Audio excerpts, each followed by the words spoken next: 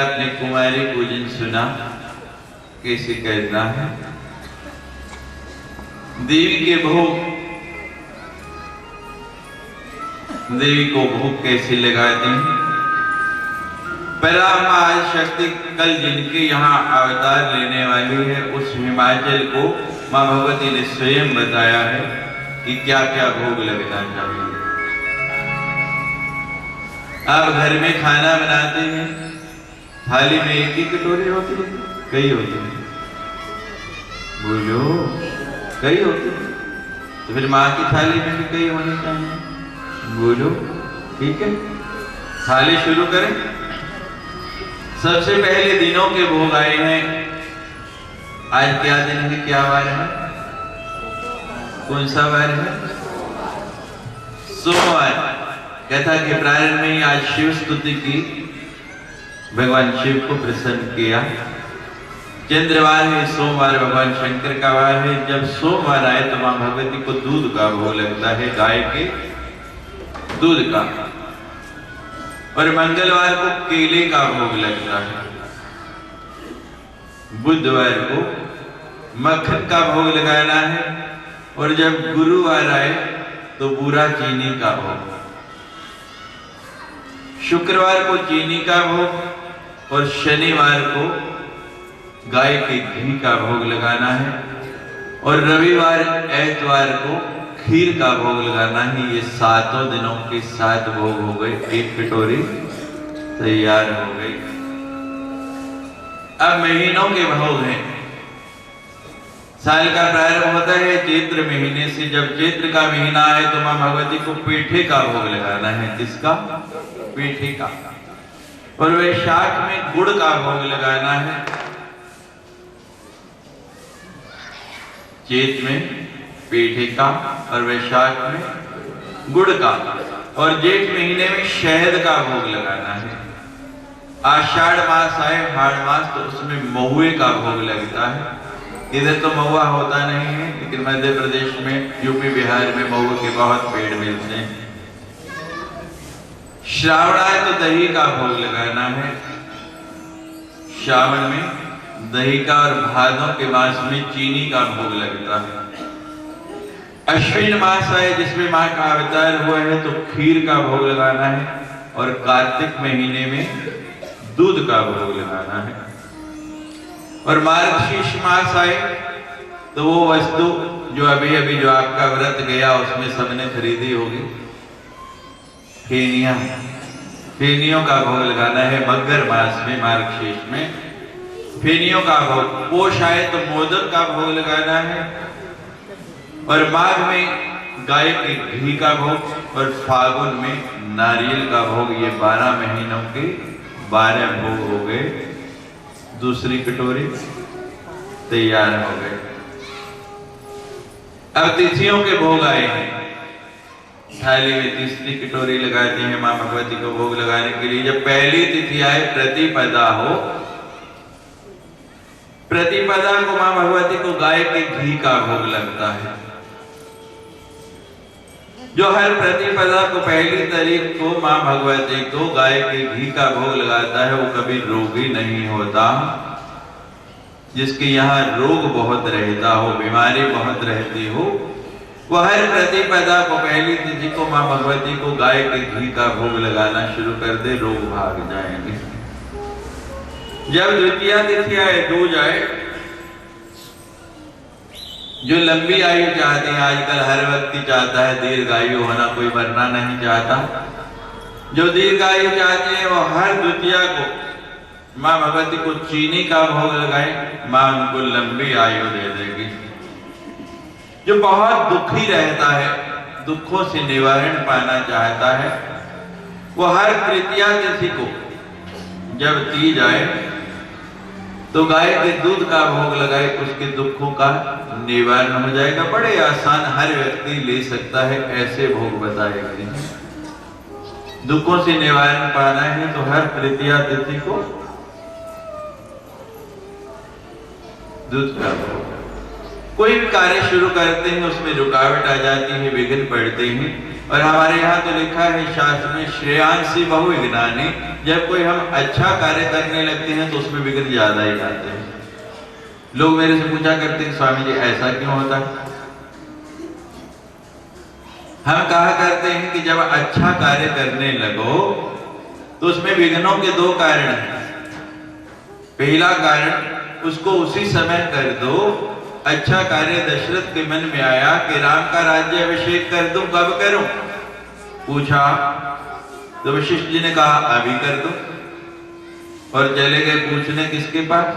कैकेयी के पास। और परिणाम क्या हुआ? वनवास। उसी समय कर देते तो। और जब भरत जी आए हैं वापस ननिहाल से, पिता की अंत्येष्टि करने के बाद पहली बार दरबार लगाया तो पूछने लगे महल में कि राम जी के राज्याभिषेक का मुहूर्त किसने निकाला था? अब वहां तो सारे कार्य वशिष्ठ जी करते हैं। वशिष्ठ जी ने कहा मैंने ही निकाला था। तो भरत जी बड़ा गुस्सा हुए महाराज, बड़े क्रोधित कि लगता है वशिष्ठ जी आप भी बूढ़े नहीं होंगे, आपकी बुद्धि भी बूढ़ी हो गई है। ऐसा मुहूर्त निकाला आपने कि राज्य की जगह वनवास मिला। ऐसा मुहूर्त निकाला कि पिता का मरण हो गया और भैया को भाई और भाभी के साथ वन में भटकना पड़ा। आपका ज्योतिष इतना सुंदर है कि तीनों माताएं विधवा हो गई, मैं अनाथ हो गया। आप ऐसे मुहूर्त निकालते हैं? जब भरत जी बहुत क्रोधित होकर बड़ा प्रलाप कर लिया, बोल चुके, तो वशिष्ठ जी कहने लगा मेरी भी सुनो, सुनो भरत भावी प्रबल विकल कहूं मुनिनाथ, हानि लाभ जीवन मरण यश अपयश विधि हाथ। कहने लगे भरत जी मैंने जो मुहूर्त निकाला गलत नहीं निकाला। महाराज ने मेरे से पूछा कि राम का राज्याभिषेक कब करूं? मैंने कहा अभी कर दो। सारे पंचांग उठा के ले आए वशिष्ठ जी, भरत के सामने रख दिए कि ये देखो जो मुहूर्त मैंने निकाला था उसके बाद 14 साल तक मुहूर्त ही नहीं है। और दशरथ चूक गए, उसी समय राज तिलक कर देते हो गया। अब अगला मुहूर्त 14 साल बाद है और 14 साल से पहले भगवान का राज्याभिषेक हो ही नहीं सकता। मन में कोई अच्छा विचार आए, मैं कहता हूं पत्नी से भी किसी से भी पूछने की जरूरत नहीं, उसको उसी समय निर्णय ले लो। पता नहीं अगले क्षण वो विचार रहे ना रहे, हम रहे ना रहे, वो साधन रहे ना रहे। और बुरा विचार आए तो सबसे पूछो करो ना करो, कोई तो सज्जन मिल जाएगा जो मना कर देगा।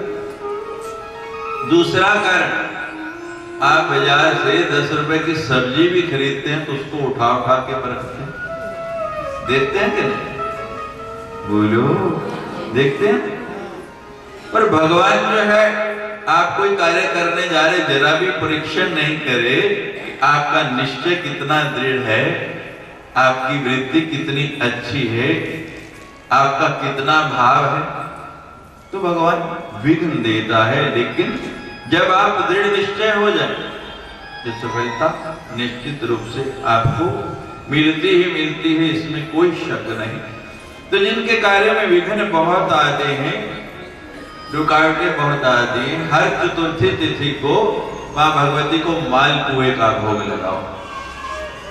खाया कभी नहीं? बोलो, तो अब भगवती को भी खिलाया करो। हर चतुर्थी तिथि को मालपुए का भोग लगाओ, आपके विघ्न दूर हो जाएंगे। जिनके बालक मंद बुद्धि है, बुद्धि का विकास नहीं होता है, वो हर पंचमी तिथि को केले का भोग लगाए। हर पंचमी तिथि हो केले का भोग लगाएं, उनकी बुद्धि का विकास हो जाएगा। और षष्ठी तिथि का जो भोग है वो विशेष रूप से देवियों के लिए है, जो बहुत सुंदर रूप पाना चाहती हैं मां की तरह। आजकल हर कोई सुंदर दिखना चाहता है, जो बहुत सुंदर बनना चाहता है, हर षष्ठी तिथि को मां भगवती को शहद का भोग लगाएं, मां आपको अपने जैसा सुंदर बना देगी। शोक बहुत रहता है, शोक से मुक्त होना चाहते हैं, जैसे सीता जी जब वनवास में रही, बहुत शोक में रही, उस वाटिका का नाम ही पड़ गया अशोक वाटिका, कि जहां शोक नहीं रहता, लेकिन सीता जी वहां भी शोक मगन है। कितना दुख है, कितना संताप है पति से बिछड़ने का। तो जो शोक मुक्त होना चाहते हैं, हर सप्तमी को गुड़ का भोग लगाएं, मां शोक मुक्त कर जाएगी। अपना संताप मिटाना चाहते हैं तो मां भगवती को सबसे प्रिय जो वस्तु है, जिसकी भेंट दी जाती है, हर अष्टमी को नारियल का भोग लगाएं, आपका संताप मिट जाएगा। जो लोक और परलोक दोनों सुखी चाहते हैं, जब नवमी तिथि आए तो धान का लावा, फुलियां, अभी दिवाली पे फुलियां बतासे का भोग लगाते हैं, उनका भोग लगाएं। नवमी को आपके लोक और परलोक दोनों सुखी हो जाएंगे। यमराज का भय बहुत सताता है। मैंने कई लोगों को देखा चिल्लाते हैं, जिनको यम का भय बहुत सताता है, हर 10वीं तिथि को काले तिलों का भोग लगाएं, यम का भय आपको सताएगा नहीं। जो मां को परम संतुष्ट करना चाहते हैं, प्रसन्न करना चाहते हैं, हर एकादशी को, कल एकादशी है, दही का भोग लगाएं, मां परम संतुष्ट हो जाएगी। पर जो मां का प्रेम पाना चाहते हैं, मेरी तरह मां के प्रेम भाजन बनना चाहते हैं, वो हर द्वादशी को मां को चिवड़े का भोग लगाए।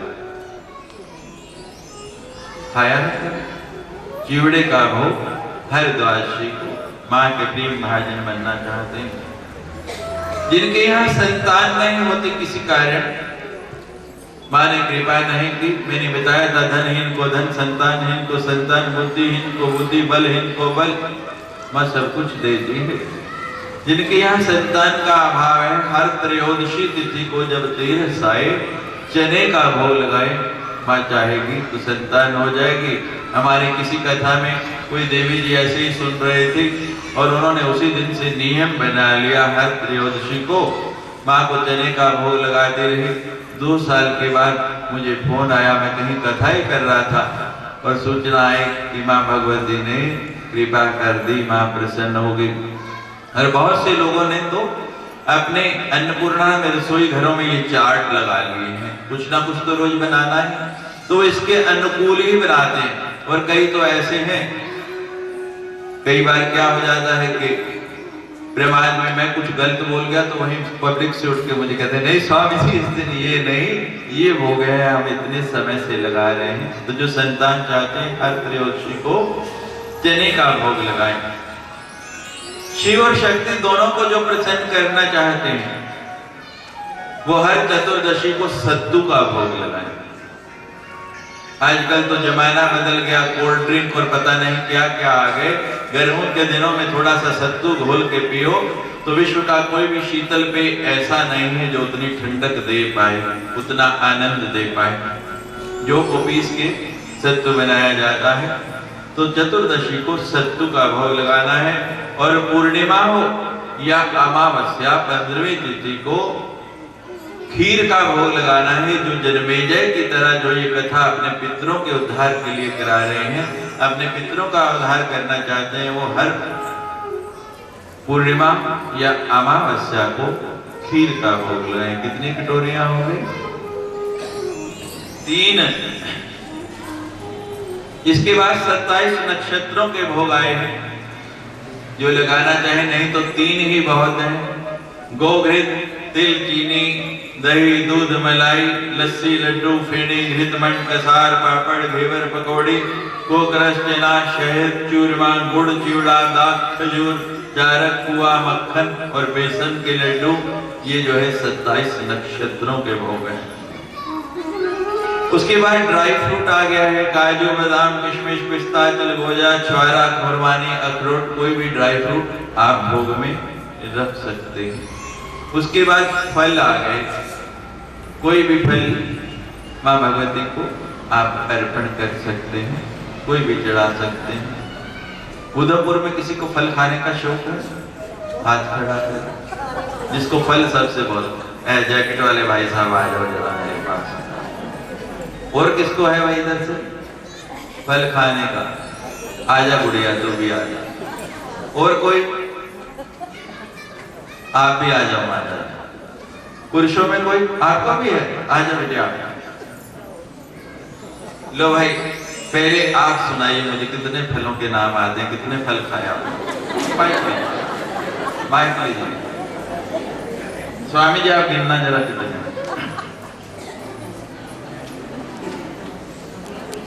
मैं तो ऋतु फल ही खाता हूँ, जो जैसे आम की बहार। जो भी खाते हैं बाहर नहीं, जितने आपने खाए हैं उतने नाम लेना।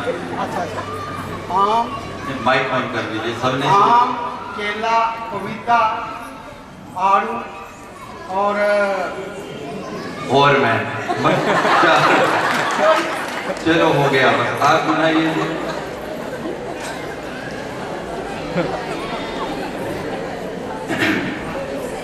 आम, केला, अमरूद, करो पपीता और चलो 5 हो गए, 6 हो गए, आप भी गिना दो। ऑन कर लो। केला, सेब, संतरा, अंगूर, पपीता, अमरूद, आड़ू, कस्टर्ड एप्पल, संतरा, मौसमी। कस्टर्ड एप्पल, कस्टर्ड भी फ्रूट है? कस्टर्ड फ्रूट है? पता नहीं हिंदी में क्या बोलते हैं। नहीं, एप्पल तो सेब ही हुआ ना, एप्पल तो समझ गए। ब्लैक कलर का होता है और अंदर के ऐसे। अच्छा चलिए आगे, दोबारा से। नहीं नहीं, दोबारा से। आम, सेब, केला, संतरा, मौसमी, पपीता, आड़ू, सीताफल बोलते हैं उसको, कस्टर्ड एप्पल, अमरूद और अंगूर, अनार। अंगूर कितनी बार बोलेंगे आप? अनार भी हो गया, पपीता भी हो गया, 9 हो गए। कोई 9 से ज्यादा वाला वो बच्चा भागी के 9 से ज्यादा कोई गिना सकता? नहीं। अरे इतनी तरह के फल हैं, हमारी किसी कथा में कोई 12 से आगे नहीं पहुंचता। आप भी सुना दो भाई। हाँ, मन में क्यों रखनी? कहना स्वामी जी ने मैंने टाइम ही नहीं देता, पेट में दर्द हो जाएगा बाद में का।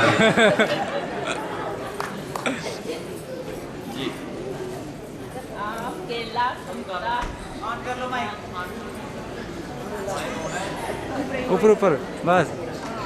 आम, केला, संतरा, अंगूर, नाशपाती, आलू, कस्टर्ड एप्पल, चीकू, अमरूद, संतरा। हो गया। चलो बहुत है, इतने फल हैं इतने।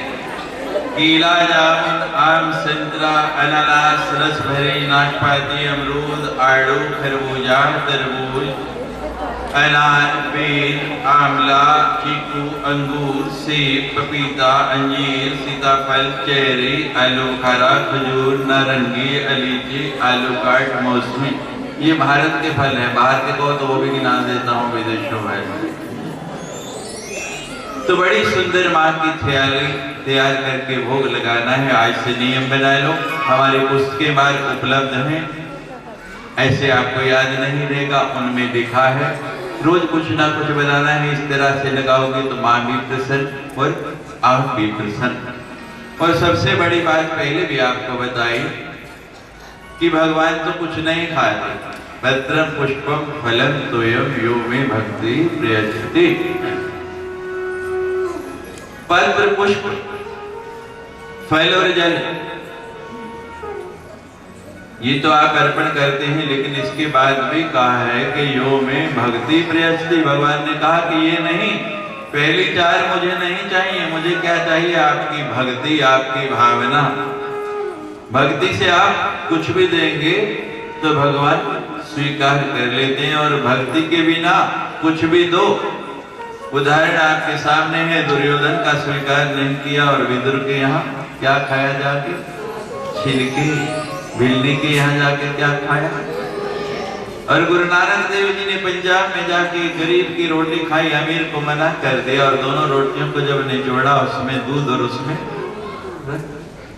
तो भगवान तो आपका भाव खाते हैं, और भगवान को जब आप अर्पण करते हैं कुछ भी, वो वस्तु होती है, चाहे बर्फी है, लड्डू है, पेड़ा है, कोई फल है, या अन्य कोई वस्तु है तब तक वो वस्तु है, लेकिन जब भगवान को दे के वापस लेते हैं तो वो वस्तु रहती, फिर क्या हो जाता है? परेशान। वस्तु का नाम ही खत्म हो जाता है, अस्तित्व ही खत्म हो जाता है। और इतनी बात को जीवन में समझ लो तो समझो आपने 9 दिन की कथा सुन ली। इतना ही बात समझ में आ जाए कि हम जब भगवान के पास आए हैं, समर्पित किया, तो जो जो आपका नाम है वो आप हैं, लेकिन जब समर्पित करके आप वापस जाने लगे तो वो नहीं है। आप क्या हो गए? प्रसाद। भगवान जो लेते हैं उसका रूप बदल देते हैं, उसका रंग बदल देते हैं, उसका स्वाद बदल देते हैं, उसका नाम बदल देते हैं। ऐसी भगवान की कृपा है। तो कल कृष्णावतार हुआ है और थोड़ी भगवान श्री कृष्ण की पावन कथा। श्री कृष्ण गोविंद हरे मुरारी, नाथ नारायण वासुदेव। कृष्ण गोविंद हरे मुरारी, नाथ नारायण वासुदेव। श्री कृष्ण गोविंद हरे मुरारी, नाथ नारायण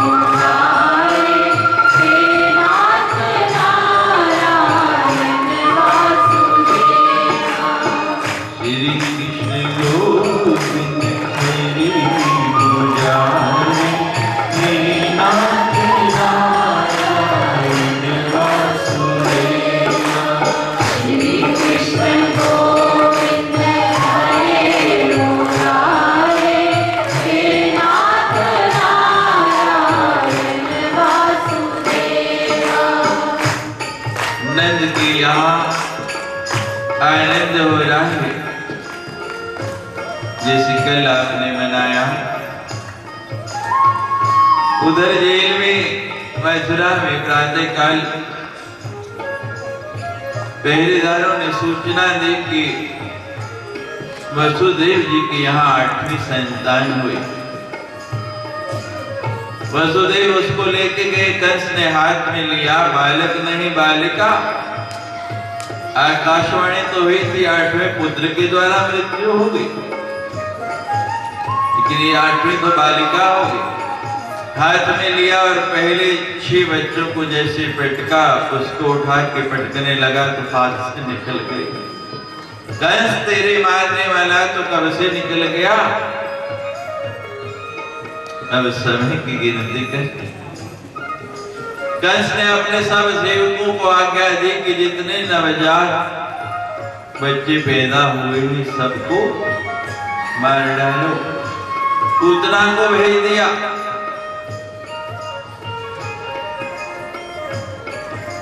उधर नंद के यहाँ बड़ा ही सुंदर उत्सव चल रहा है। नंद जी ने अपने भंडार खोल दिए। कोई याचक भी खाली नहीं जाना चाहिए। जो कुछ लेने के लिए आए, जैसी जिसकी इच्छा है उसको देते जाओ। सब लोग चले आ रहे हैं बधाई देने के लिए और यशोदा थाल भर भर के सबको दे रही है। गायों का दान किया जा रहा है। हर व्यक्ति प्रसन्न लौट रहा है। बड़ा शोर हो रहा है, बड़ा उत्साह जैसा कल यहाँ था। इस समय भगवान शंकर की समाधि खुली। गणों से पूछा, ये आवाजें कहाँ से आ रही, ये शोर कहाँ हो रहा है? गणों ने बताया, महाराज पृथ्वी लोक में भगवान अवतरित हुए ही नंद के यहाँ नंद उत्सव मनाया जा रहा है, वहीं से आवाज आ रही है। भोलेनाथ कहते, मैं भी देख के आऊं मेरे इष्ट बाल रूप में कैसे दिखते हैं, कितने सुंदर लगते हैं। भगवान ने नंदी को आज्ञा दी और पहुंच गए धरा पर और सीधे गोकुल के अंदर आके उतरे। जाके अलग जगा दी।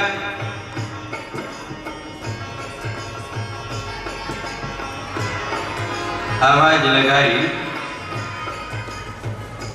दासी बाहर आई, बाबा क्या चाहिए? कि हमने सुना है नंद के यहाँ लाला भैया है। बिल्कुल ठीक सुना है बाबा। क्या चाहिए? भिक्षा लेने आया हूँ। बाबा बहुत अच्छे समय आए। नंद बाबा ने कहा है कि कोई याचक खाली नहीं जाना चाहिए।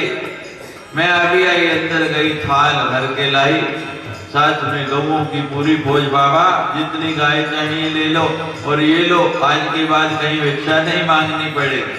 पूरे संसार को भिक्षा देने वाले वहां भिक्षा लेंगे। कहने लगी, ये नहीं चाहिए हमें, फिर क्या चाहिए? कहने लगी, वो तुम्हें नहीं बताऊंगा, जो घर की मालकिन है उसको बुलाओ। यशोदा को बुलाया गया। यशोदा आई और देखते ही महाराज बेहोश होते होते बचे। इतना डरावना रूप, गले में मोटे मोटे सर्प लटकाए हुए, बाजूबंद की जगह सर बांधे हुए, जटाजू भस्म रमाई हुई। डरते डरते, बाबा क्या चाहिए, क्या इच्छा है, बोलो जल्दी से। एक इच्छा लेके आए हैं, देवी पूरी करोगे? क्या इच्छा है बाबा, जल्दी बोलो, जो चाहिए मांग लो, मना नहीं है। दोगी ना मैया? हाँ दूंगी, बोलो ना। अरे लाला का दर्शन करा दो। अरे मैं ही दर्शन करके मरी जा रही हूँ, मेरा छोटा सा लाला, उसकी क्या दशा होगी? नहीं बाबा, लाला का दर्शन तो नहीं कराऊं, और जो चाहिए ले लो। तो मैया फिर हमें और कुछ नहीं चाहिए। कराना है तो दर्शन करा दो, नहीं तो मना कर दिया, दर्शन नहीं कराऊंगी, नहीं करा सकती। ऐसा स्वरूप जिसको देख के मेरी हालत खराब हुई जा रही है, वो छोटी से बालक की क्या दशा हो? तेरी इच्छा,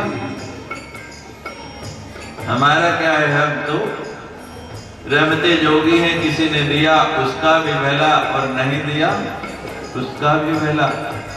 भगवान शंकर का नाम क्या है? भोलेनाथ कहते हैं, भोले हैं।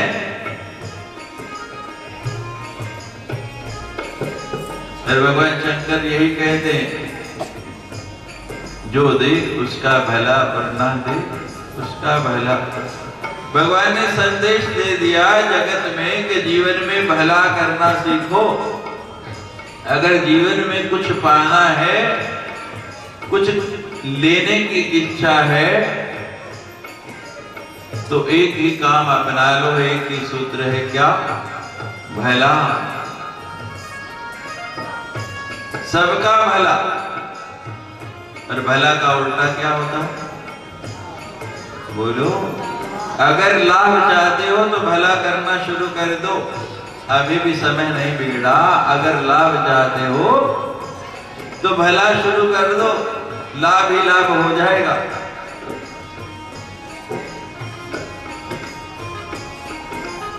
भोले शंकर कहते ठीक है, निराश होकर चले गए।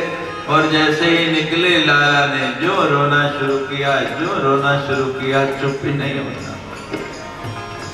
सब उपचार कर लिए, वेद बुलाए गए, डॉक्टर बुलाए गए, सब दवा दे ली, टोने टोटके वाले बुला लिए, लेकिन लाला है कि रोई जाता है, रोई जाता है, रोई जाता है।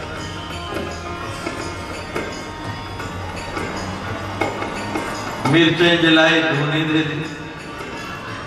माताओं को यही चिंता होती है, मैं अक्सर देखता हूँ बालकों के यहाँ ना एक लंबा सा टिक्का लगाते हैं, काला सा। मेरे लाला बड़ा सुंदर है ना, नजर लग गई। यशोदा ने भी लंबा सा काला तिलक लगा दिया शरीर से। पता नहीं कैसे कैसे लोग आ रहे हैं, कौन आ गया इस बालक को, नजर लग गई है। मोटे मोटे नैनन की तू और प्यारी प्यारी वैनन की तू, सावली सलोनी सूरत के तू और प्यारी प्यारी मूरत के। मोटे मोटे तेरे नजर ना लग जाए,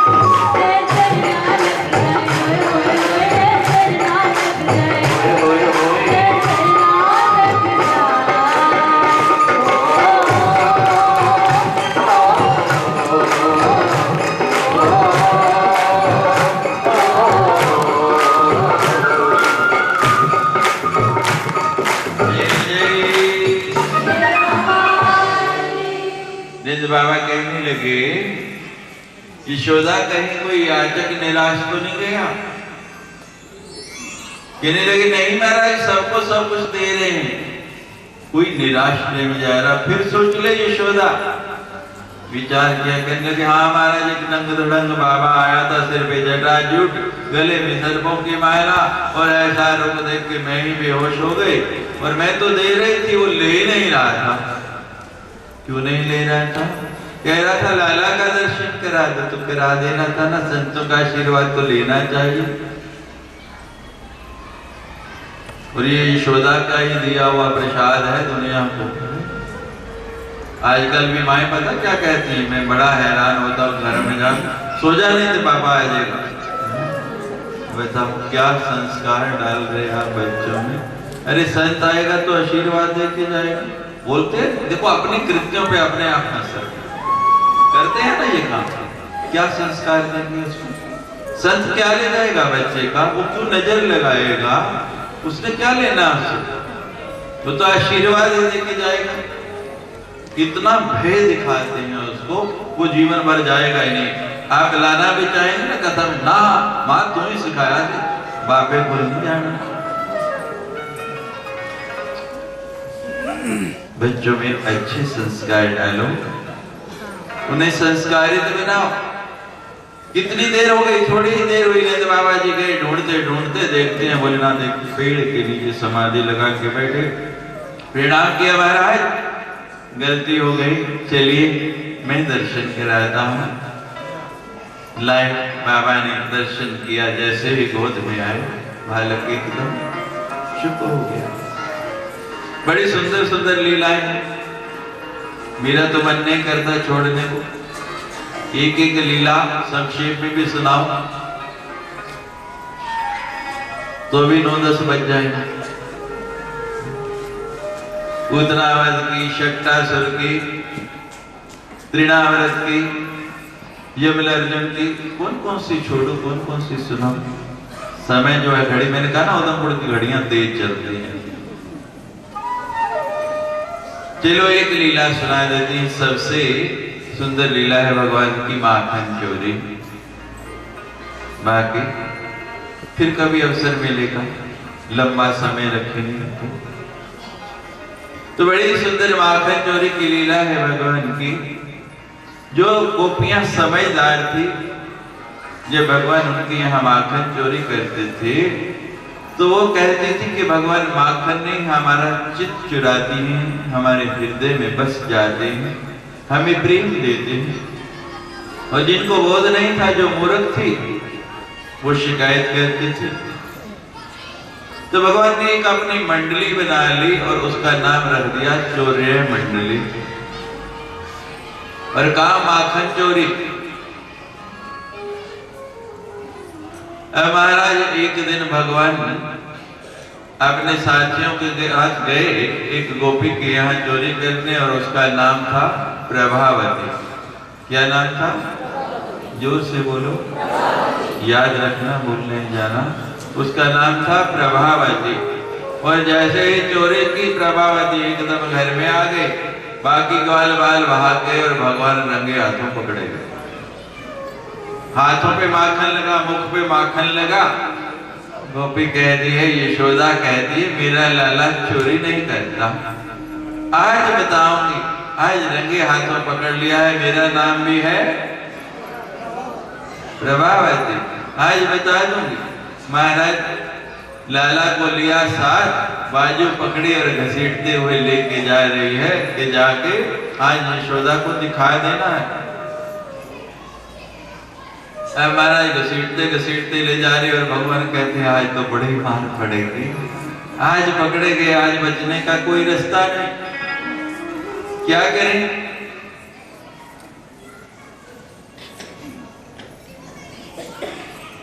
कितने में क्या देखते हैं कि वो जो गोपी थी, क्या नाम था? प्रभावती, उसकी पति देव सामने से चले आ रहे हैं। अब भगवान को इशारे इशारे में पूछता है क्या हुआ? वो तो भगवान का भक्त था, आज कैसे पकड़े में आ गए? कहते बस किस्मत बुरी थी, आज पता नहीं किसका मुंह देख के निकला वो सवेरे। आज तो फंस गया। फिर कहते हैं सोचता दिमाग लड़ा रहे भगवान। कहने लगे चाची चाची देख मैं नन्हा सा बालक, तूने इतनी जोर से मेरी बाजू पकड़ रखी, मेरी बाजू जो है ना दुखने लग पड़ी, दर्द करने लग पड़ी, तो छोड़ देना। हाथ छोड़ दो, आज पकड़ में आया है, आज यशोदा को बता दूंगी मेरा नाम है प्रभावती, आज नहीं छोड़ूंगी। भगवान ने इशारा करके उसके पति देव को पास बुला लिया कि बोलना नहीं, मेरे साथ आजा, आज तुझे एक आनंद की लीला दिखाता हूँ। और भगवान उसको कहते हैं चाची मैंने कब कहा कि मेरी बाजू छोड़ दे, मैं तो ये कह रहा ये बहुत दर्द कर दी है, इसको छोड़ के दूसरी पकड़ लेना। कहती हाँ ये ठीक है, ला तब छोड़ोगी, पहले दूसरी पकड़ा। अब भगवान ने क्या किया, उसके पति देव का हाथ लेके उसके हाथ में दे दिया, अपना हाथ छुड़ाया और मुंह मां धो के साफ करके दौड़ के सीधे यशोदा के पास पहुंच गए। और जाके माँ माँ मुझे गोदी में बिठाए ना, मेरा बड़ा दिल कर रहा है। माँ की गोदी, क्या बात हो गई आज बहुत प्यार, माँ तो आज मुझे अपने हाथों से माखन खिला। और माँ बड़े प्यार से, आज तो मेरा लाला बड़ा अच्छा है, लोग ऐसे ही कहते हैं माखन चढ़ाता है, मेरा लाला तो घर में आके खाता है बड़े आनंद में। और वो महाराज प्रभावती मटकती हुई हाथ पकड़े हुए, आज बता दूंगी यशोदा को मेरा नाम है प्रभावती।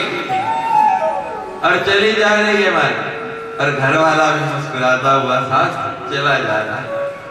कहते देखो भगवान ने कितना सुंदर संयोग कर दिया, कभी हम पति पत्नी जीवन में हाथ पकड़ के नहीं चले। और जो लोग व्रज गए हों, वहां देखा, वहां तो इतना लंबा घूंघट 1.5 गज का निकाल के चलती हैं गोपियां, तो उसने घूंघट निकाला हुआ पता भी नहीं। और पति कहता है चलो आज भगवान की कृपा से साथ साथ चलने का अवसर मिल गया। अब पहुंच गई यशोदा के द्वार पे और चिल्ला दिए, ओ भैया ओ यशोदा देख, कहती है मेरा लाला चोरी नहीं करता, आज रंगे हाथों पकड़ के लाई हूँ, मेरा नाम भी है प्रभावती। जोर से बोला करो ना, मेरा नाम भी है प्रभावती, आज बताती हूँ तुझे। वो कहता है यशोदा प्रभावती, लगता है आज दिन में ही भांग चढ़ा ली, आज दिन में ही खा लिए। अरे मेरा लाला तो मेरी गोद में बैठा है, तू किसको पकड़ के लाई है? मैं किसको पकड़ के लाई हूँ? यशोदा लाला गोद में बैठा है, हाँ मेरी गोद में बैठा है, जरा घूंघट ऊपर करके देख। महाराज गोपी ने ऊपर घूंघट उठाया, सामने देखा तो लाला तो गोद में बैठा, फिर मैंने किसको पकड़ा देखा। कैसे बड़ा आनंद है हमारा। अब महा बड़ी शर्म से पानी पानी होके वापस चली जा रही है। और जैसे ही निकली भगवान ने भी छलांग लगाई गोदी से और आगे सामने, क्या नाम है तेरा? प्रभावती। मेरे साथ मेरी शिकायत लगाई है। विवाह शादी हो, कोई उत्सव हो, किसी के घर से डब्बा आता है, क्या बोलते हैं? भाजी बोलते हैं क्या? भाजी बोलते हैं, तो वापस भी लौटानी होती है जब अपने काम। कहते हैं प्रभावती आज तूने भाजी दे दी, अब मैं सूद समेत लौटाने आऊंगा, थोड़ा इंतजार करना। और माँ ने बड़े प्रेम से लाला का आनंद से, मेरा लाला कितना अच्छा है, लोग तो ऐसे शिकायतें करते हैं और माँ सोच रही है तो बता दूंगा थोड़े दिनों में कितना अच्छा हूँ। कुछ दिन बीते, भगवान ने सब ग्वाल वालों को कहा कि चलो आज प्रभावती के यहाँ चोरी करने जाना है, बहुत दिन हो गए उसके यहाँ नहीं गए और बहुत मक्खन इकट्ठा हो गया। सारे ग्वाल कहते ना लाला उसके यहाँ नहीं जा रहा, वो तो बड़ी चालाक है, तुम्हें पकड़ लिया था एक बार तो बच गए, अब नहीं बचोगे। भगवान कहते हैं जो नहीं जाएगा उसे चोर मंडी से निकाल दें। जो जय नहीं ना बुलाएगा हम उसको भी निकाल देंगे। जय जय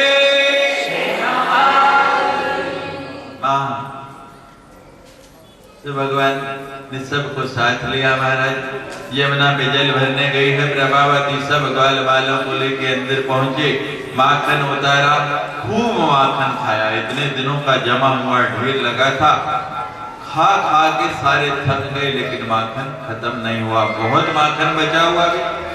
भगवान कहते भाई इसका माखन खाया है? कहते हाँ खाया है। कुछ काम करना चाहिए? कहते ठीक करना चाहिए। कहते देखो दीवारें कितनी गंदी हो, कितने दिन हो गए सफेदी नहीं कराई। पहले तो सफेदी नहीं होती थी, लिपाई होती थी।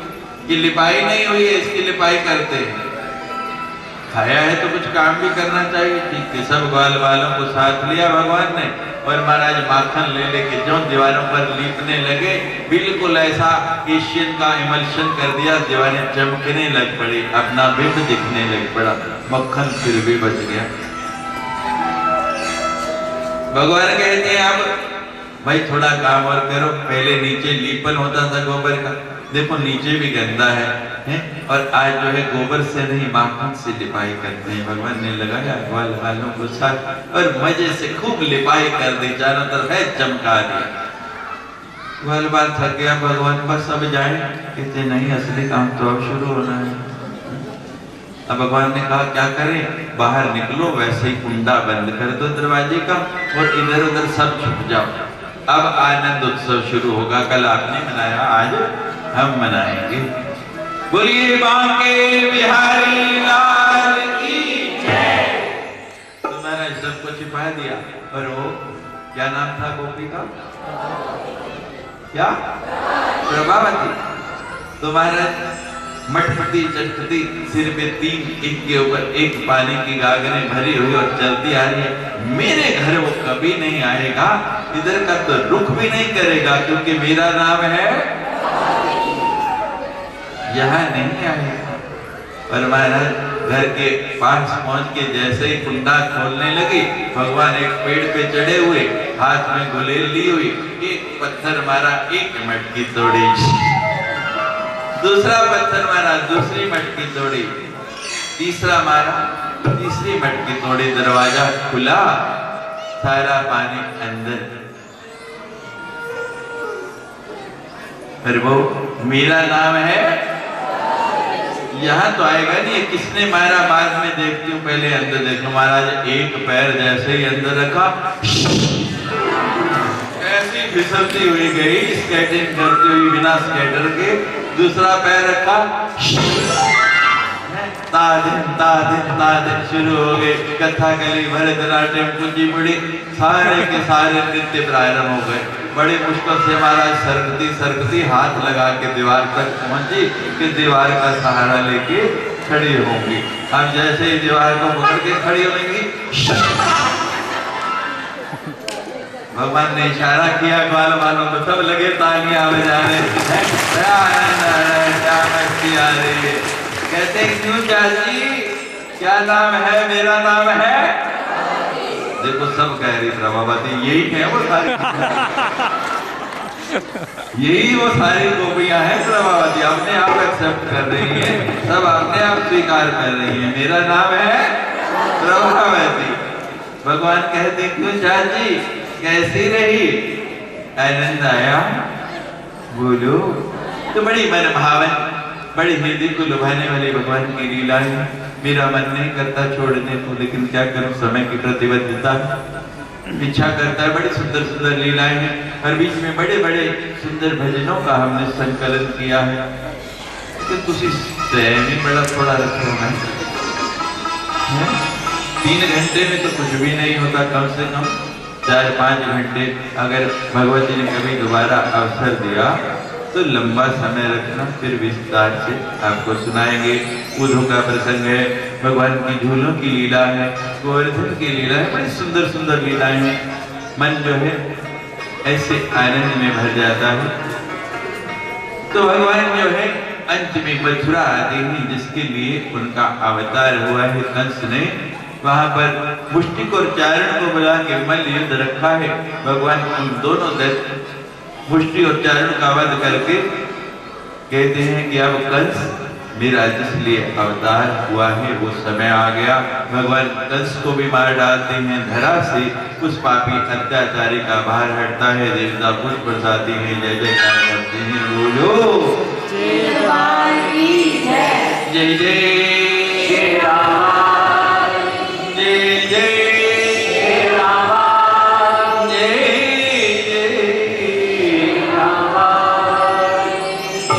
जब समय अभाव में एक पंक्ति के अंदर मुझे कथा समाप्त करनी पड़ती है तो उस रात मुझे नींद नहीं आती। अंदर के अंदर ही रह जाती है, बाहर निकल नहीं पाती, बड़ी दुविधा होती है। लेकिन समय की अपनी सीमा, जैसी भगवान की इच्छा, जितना उन्होंने सुनना चाहा उतना सुना दिया। उन्हें आपको स्मरण करा दे, कल मुख्य उत्सव है इस कार्यक्रम का, जिनकी आप कथा सुन रहे हैं, कल उनका अवतार है। रामावतार आपने सुना, कृष्ण अवतार सुना, और कल मां का अवतार है। किसी भी वस्तु की 3 फॉर्म होते हैं, गुड, बेटर और गुड भी हो गया, बेटर भी हो गया, और बस अभी बाकी है। तो कल पूरी तैयारी के साथ आपने तैयारी शुरू कर दी होगी। क्या कहलाना है? 108 ज्योतियां, मिट्टी के आटे के किसी भी धातु के जो आपके साधन है उसके दीपक लाने हैं। हमारी कथाओं में सोने चांदी के भी दीपक जलते हैं। जो चांदी के दीपक लाएं उनको 9 दीपक लाने हैं, केवल 9, वो हम यहाँ जलवाएंगे। जो स्वर्ण का दीपक लाएं उनको केवल 1 लाना है, वो यहाँ पुस्तक के ऊपर जलवाएंगे। और मुझे लेने नहीं, आप चिंतित नहीं होना, आपके दीपक आपके ही हैं। मेरे को माँ भगवती ने बहुत दिया है, लोगों को भ्रम हो जाता कि शायद स्वामी को नहीं देना, मुझे कुछ नहीं चाहिए। जैसा जैसा जिस पे साधन है वैसे वैसे 108 दीपक फूल बत्ती बनाने हैं। जिन्होंने तैयारी शुरू कर दी, ठीक है, नहीं तो अभी कर लो, जाके घी में भिगो दो। सर्दी का मौसम है, घी जम जाता है, घी गर्म करके उसमें भिगो के बत्तियां रख लो। दीपक किसी थैली में डाल के ले आओ, साथ में एक मोमबत्ती लानी है। यहाँ जब आपको सूचना देंगे, आरती के बाद माँ का अवतार हो जाएगा, उसके बाद आरती के बाद हाल के अंदर कोई दीपक नहीं जलाएगा। हाल से बाहर मैदान में दीपक जलाने हैं। सब ने बाहर के यहीं से मंत्र बोलेंगे। हमारे कीर्तन वाले बड़ा सुंदर माँ की भेंटें आपको सुनाते रहेंगे और आप दीपक जलाते रहेंगे। बड़ा आनंद उत्सव होगा। और जब तक सबके दीपक नहीं जल जाएंगे, मैं भी यहीं बैठा रहूंगा, कोई ऐसी चिंता की बात नहीं। और कल समय सीमा नहीं रहेगी, थोड़ा घर बोल के आना, कुछ विलंब हो सकता है। माँ की इच्छा है वो कितने बजे अवतार लेती है उसके ऊपर है, ये मेरे ऊपर नहीं। और आप सब लोगों के भाव के ऊपर है। जैसा आपका भाव होगा तो जीवन में ये क्षण बार बार नहीं आते, थोड़ा विलंब भी हो जाए तो आपसे अग्रिम क्षमा मांगता हूँ। और आपका भाव रहेगा तो सत्य समय से पहले ही अवतार ले ले। दीपकों के साथ साथ फूल लाना है। जब भी किसी देवता का तो आपका अभ्यास हो गया, अवतार होता है तो पुष्प जरूर अर्पण करना है। लाल फूल मिले तो बहुत सुंदर, ना मिले तो जो भी मिले वो फूल आपको लेके आने हैं। ड्राई फ्रूट का, सूखे मेवे का भोग लगेगा और बड़ा आनंद आएगा यदि आप सभी देवियां लाल लाल वस्त्र डाल के आए। मैंने कहा था हाथों पे मेहंदी लगाएं। माँ का रंग लाल है और मेहंदी का रंग लाल। और मेहंदी में क्या होता है ये भी कल आपको अवसर मिला तो जरूर बताएंगे।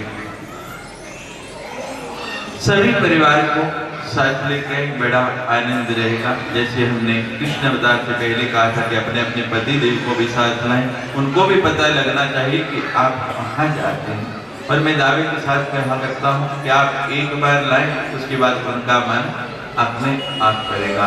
ऐसे एक जगह हमारी कथा हो रही थी, हमने कहा तो एक माता जी अपने पति देव को साथ लेके आई और जैसे मैं कथा खत्म करके उठने लगा तो कहने लगा, आपने मेरे पति देव को नाराज कर दिया।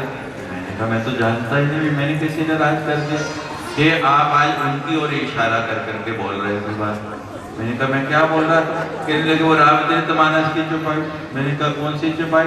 उन्होंने याद दिलाई तो मुझे याद आ गया, जिन हरि कथा सुनी नहीं गाना, श्रवण रंध्र भुवन समाना। श्री राम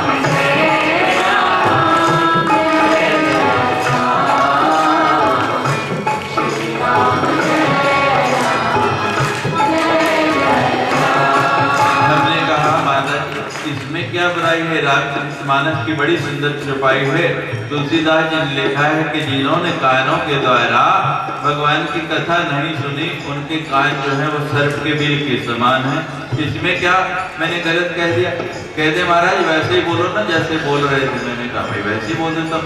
जिन हरि कथा सुनी नहीं काना, श्रवण रहते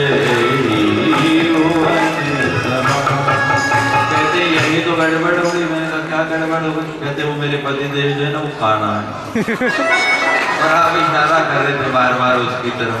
वो कहते मैं आया और स्वामी जी ने मंच से ही, मैंने कहा अच्छा माता जी अब कल फिर ले आना, बड़ी सुंदर कथा है, कल भगवान की लीलाएं सुनाएंगे। और मैं वायदा करता हूँ इस हाथ को मैं हिलाऊंगा नहीं, पट्टी बांध के रख लूंगा, इधर मुझे हाथ नहीं हिलाना, आप कल जरूर ले आना। महाराज किसी तरह मना मनु के दूसरे दिन भी ले आए और मुझे तो कथा पे बैठते ही याद आ गया। मैंने हाथ ये कहा कि आज हिलाना, इन्हें नीचे ही बांध दिया। और कृष्ण अवतार था, फिर संग आ गया बड़ा सुंदर भजन कृष्ण जी का, मैं गाने लग पड़ा। कर ले अर्ज मेरी मंजूर, कर ले अर्ज मेरी मंजूर, तू तो मुझसे इतनी दूर, तू तो मुझसे इतनी दूर। कथा खत्म हुई, फिर चढ़ाई करती हुई माता जी तो आ गई। कहते हैं स्वामी जी आप देखो बुलाते भी हो और ऊपर से फिर ऐसा करते हो, ये ठीक नहीं है। हमने कहा भाई क्या हुआ? आज तो मैंने हाथ ही नहीं हिलाया, वो तो हाथ मैंने बंद करके रख दिया। कहते महाराज कल आप इधर इशारा कर रहे थे ना, आज मेरे इधर पति बैठे और आप इधर ही कर रहे थे, खाना रे। कल एक बार बोल रहे थे, आज 2 बार बोल रहे थे। तो कल माँ का अवतार है, आप अपने पति देव को परिवार को मना के ले आइए। आप कहेंगे तो मैं दोनों हाथ ऐसे बंद ऐसा करूँगा, मिलूंगा ही नहीं। लेकिन कल सब परिवार आए, बहुत आनंद आएगा, बड़ा ही आनंद का उत्सव है। ऐसा समय जीवन में बार बार नहीं आएगा। क्षमापस्तु फिराता।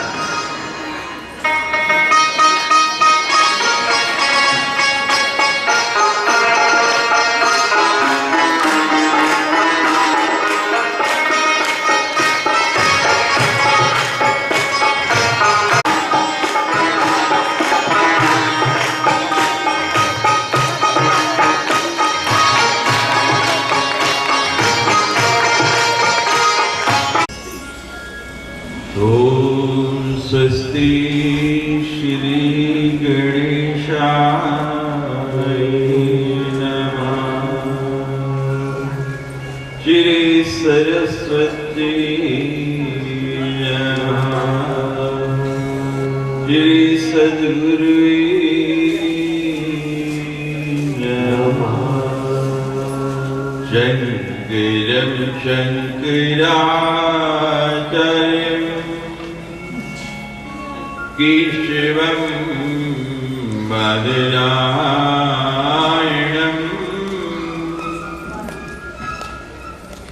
सूत्रभाष्ये कृतो वन्दे भगवन्तो पुनः पुनः। नारायण नमस्कृत्यं नरं चैव नरोत्तमं।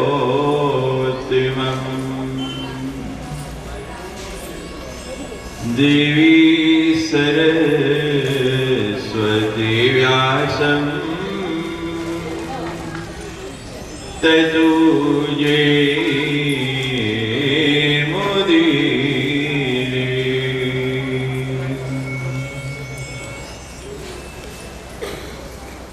न गुरुरधिकं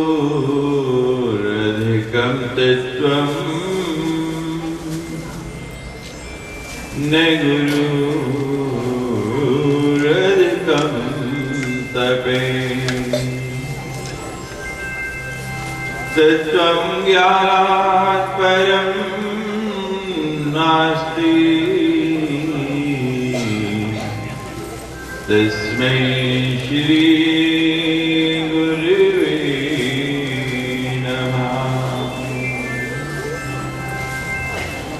शंकरं शंकराचार्यं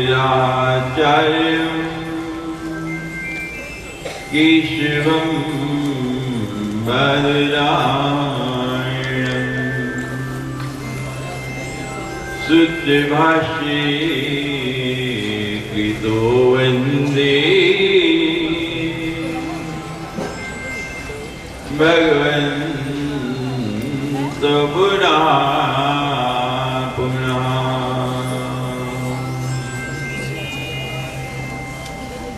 सर्वे मंगले शिवे सर्वार्थ साधिके शरणे त्र्यंबके गौरी नारायणी नमोस्तुते। ज्वालाकिरणमृत्युग्रं शेषासुरसूदनं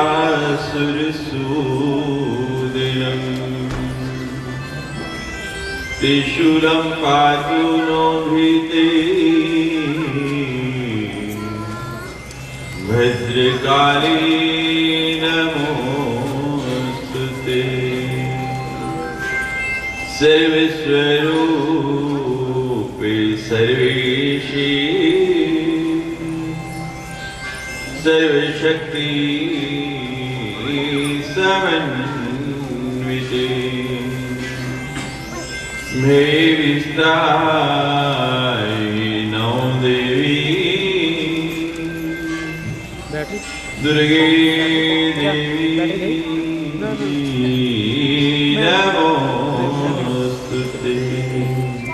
सच्ची दरबार की सच्चियां योद्धा वाली माता।